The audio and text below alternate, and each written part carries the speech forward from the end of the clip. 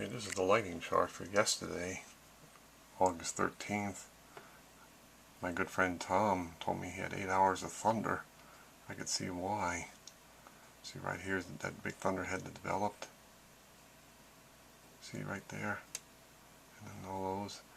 Meanwhile, Tom, my good friend, he lives up here. Okay. You could see why he had so much thunder. 8 hours, and my good friend, my sister Penn probably had some too. Yep. And then we had a Tstorm that rolled through about an hour ago. We'll put it on today's animation. Yeah, have to wait for him to pass by. Meanwhile, we had something here. Yeah. Okay.